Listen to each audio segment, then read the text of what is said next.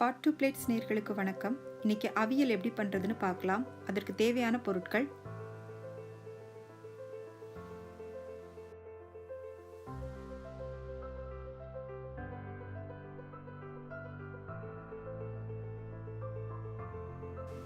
இப்போ காய்களை எல்லாம் நல்லா நீள வாக்கில் கட் பண்ணிக்கோங்க. இதோட கத்திரிக்காய், அவரைக்காய், வெள்ளரிக்காய் போன்ற நாட்டு காய்கள் கிடைச்சாலும் சேர்த்துக்கோங்க. இப்போ நான் இதை ஒரு பாத்திரத்தில் போட்டுட்டேன். இதோட ஒரு பெரிய வெங்காயம் கட் பண்ணி போட்டுக்கோங்க. 1/4 டீஸ்பூன் அளவுக்கு மஞ்சள் தூள் சேர்த்துக்கோங்க. தேவையான அளவுக்கு உப்பு சேர்த்துக்கோங்க. 4 பச்சை மிளகாய் கட் பண்ணி போட்டுக்கோங்க.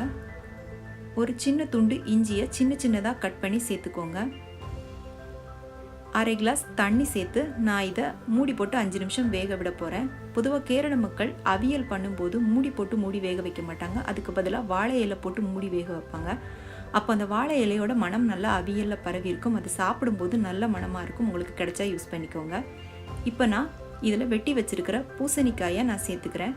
பூசணிக்காய், கத்திரிக்காய், வெள்ளரிக்காய் இந்த மாதிரி காய்களெல்லாம் நீங்கள் சேர்க்குறதா இருந்தால் அதை ஆரம்பத்திலே சேர்க்கக்கூடாது. மற்ற காய்கள் எல்லாம் ஒரு 1/4 பாகம் வெந்ததுக்கு அப்புறமா சேர்த்துக்கோங்க.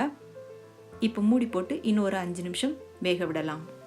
1/2 கப் துருவின தேங்காய், 2 பச்சை மிளகாய், 1/2 ஸ்பூன் சீரகம், 3 சின்ன வெங்காயம், 1 பல் பூண்டு சேர்த்து அரைச்சி ரெடியாக எடுத்து வச்சுருக்கேன்.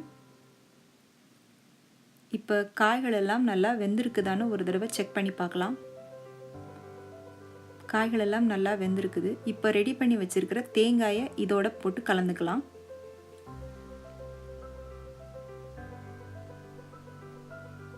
தேங்காய் போட்டு நல்லா கிளறிக்கோங்க. கிளறும்போது ரொம்ப கவனமாக கிளறுங்க. ஏன்னா காய்கள் எல்லாம் நல்லா வெந்திருக்கும். அப்போ அதிகமாக உடையிறதுக்கு வாய்ப்பு இருக்குது. அதனால் கவனமாக கிளறிக்கோங்க. இப்போ இதோட நம்ம தயிர் சேர்த்துக்கலாம். 1/2 கப் தயிர் சேர்த்துக்கோங்க. தயிர் கெட்டியான தயிராக, நல்லா புளிப்பில்லாத தயிராக சேர்த்துக்கோங்க.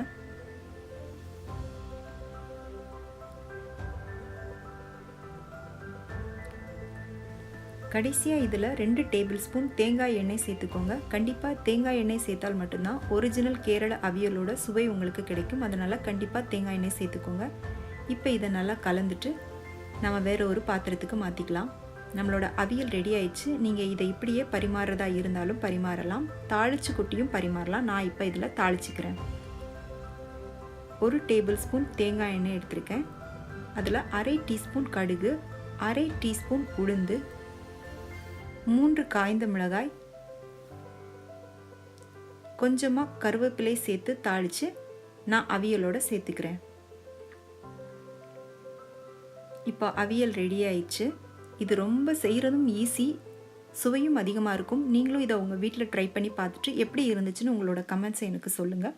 உங்களோட ஃப்ரெண்ட்ஸுக்கு ஷேர் பண்ணுங்கள், லைக் பண்ணுங்கள், சப்ஸ்கிரைப் பண்ணுங்கள். நன்றி, வணக்கம்.